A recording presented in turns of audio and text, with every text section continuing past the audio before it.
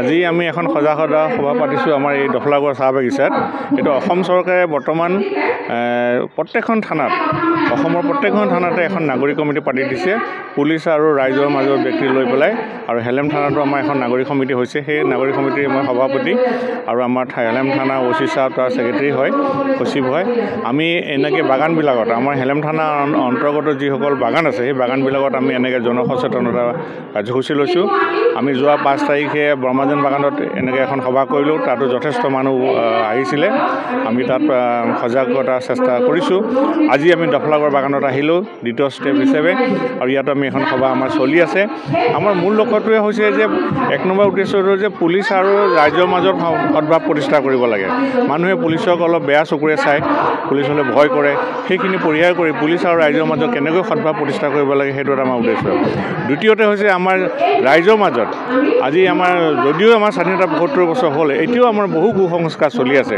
সেইসমূহৰ ভিতৰত যেনেকৈ আমাৰ বাল্য বিবাহ 1 নম্বৰ বাল্য বিবাহ, তাৰপিছত আমাৰ এই মদ খোৱা, ড্ৰাগছ, তাৰপিছত মহিলা অপহৰণ যিটো কোৱা হয় যে ওমেন ট্ৰেফিকিং, হয়নে, এইবিলাক আমাৰ চলি আছে। গতিকে এইবিলাকক আমি কেনেকৈ ৰাইজৰ মাজত সজাগ কৰি নিবাৰণ কৰিব পাৰোঁ সেইটো আমাৰ চেষ্টা চলি আছে।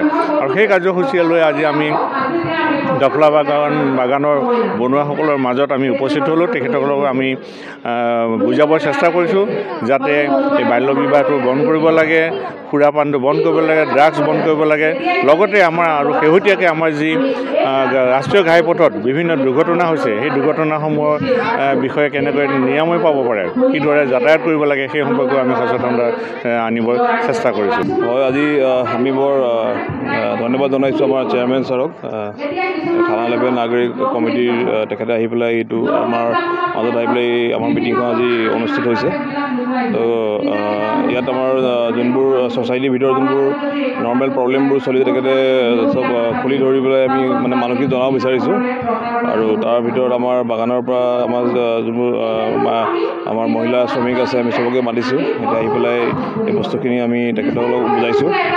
আৰু আশা কৰিছোঁ যে ইন ফিউচাৰো তেখেতসকলে আহি পেলাই আকৌ এই বস্তুটো মানে সজাগতাটো আৰু মানে এনেকৈ আগবাঢ়ি যায়, বিকজ এইটো অঞ্চলতো আৰু বহুতো বাগান আছে।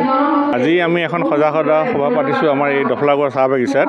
এইটো অসম চৰকাৰে বৰ্তমান প্ৰত্যেকখন থানাত অসমৰ প্ৰত্যেকখন থানাতে এখন নাগৰিক কমিটি পাতি দিছে পুলিচ আৰু ৰাইজৰ মাজৰ ব্যক্তি লৈ পেলাই। আৰু হেলেম থানাতো আমাৰ এখন নাগৰিক সমিতি হৈছে, সেই নাগৰিক সমিতিৰ মই সভাপতি আৰু আমাৰ হেলেম থানা অ'চি চাহ তাৰ ছেক্ৰেটাৰী হয়, সচিব হয়। আমি এনেকৈ বাগানবিলাকত আমাৰ হেলেম থানা অন্তৰ্গত যিসকল বাগান আছে সেই বাগানবিলাকত আমি এনেকৈ জনসচেতনতা কাৰ্যসূচী লৈছোঁ। আমি যোৱা 5 তাৰিখে ব্ৰহ্মাজান বাগানত এনেকৈ এখন সভা কৰিলোঁ, তাতো যথেষ্ট মানুহ আহিছিলে। আমি তাত সজাগতাৰ চেষ্টা কৰিছোঁ। আজি আমি দফলাগড় বাগানত আহিলোঁ দ্বিতীয় ষ্টেপ হিচাপে, আৰু ইয়াত আমি এখন সভা আমাৰ চলি আছে। আমাৰ মূল লক্ষ্যটোৱে হৈছে যে 1 নম্বৰ উদ্দেশ্যটো যে পুলিচ আৰু ৰাইজৰ মাজত সদ্ভাৱ প্ৰতিষ্ঠা কৰিব লাগে। মানুহে পুলিচক অলপ বেয়া চকুৰে চায়, পুলিচলৈ ভয় কৰে, সেইখিনি পৰিহাৰ কৰি পুলিচ আৰু ৰাইজৰ মাজত কেনেকৈ সদ্ভাৱ প্ৰতিষ্ঠা কৰিব লাগে সেইটো এটা আমাৰ উদ্দেশ্য। দ্বিতীয়তে হৈছে আমাৰ ৰাইজৰ মাজত আজি আমাৰ যদিও আমাৰ স্বাধীনতা 75 বছৰ হ'ল, এতিয়াও আমাৰ বহু কুসংস্কাৰ চলি আছে। সেইসমূহৰ ভিতৰত যেনেকৈ আমাৰ বাল্য বিবাহ 1 নম্বৰ বাল্য বিবাহ, তাৰপিছত আমাৰ এই মদ খোৱা, ড্ৰাগছ, তাৰপিছত মহিলা অপহৰণ যিটো কোৱা হয় যে ওমেন ট্ৰেফিকিং, হয়নে, এইবিলাক আমাৰ চলি আছে। গতিকে এইবিলাকক আমি কেনেকৈ ৰাইজৰ মাজত সজাগ কৰি নিবাৰণ কৰিব পাৰোঁ সেইটো আমাৰ চেষ্টা চলি আছে। আৰু সেই কাৰ্যসূচীয়ে লৈ আজি আমি দফলা বাগানৰ বনুৱাসকলৰ মাজত আমি উপস্থিত হ'লোঁ। তেখেতসকলক আমি বুজাবৰ চেষ্টা কৰিছোঁ যাতে এই বাল্য বিবাহটো বন্ধ কৰিব লাগে, সুৰাপানটো বন্ধ কৰিব লাগে, ড্ৰাগছ বন্ধ কৰিব লাগে।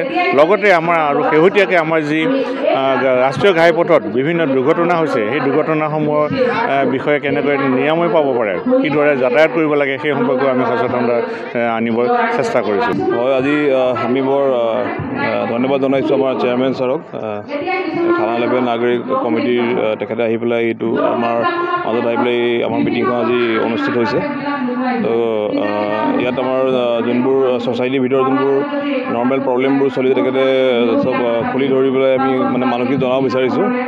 আৰু তাৰ ভিতৰত আমাৰ বাগানৰ পৰা আমাৰ যোনবোৰ আমাৰ মহিলা শ্ৰমিক আছে আমি চবকে মাতিছোঁ। এতিয়া আহি পেলাই এই বস্তুখিনি আমি তেখেতসকলক বুজাইছোঁ আৰু আশা কৰিছোঁ যে ইন ফিউচাৰো তেখেতসকলে আহি পেলাই আকৌ এই বস্তুটো মানে সজাগতাটো আৰু মানে এনেকৈ আগবাঢ়ি যায়। বিকজ এইটো অঞ্চলতো আৰু বহুতো বাগান আছে।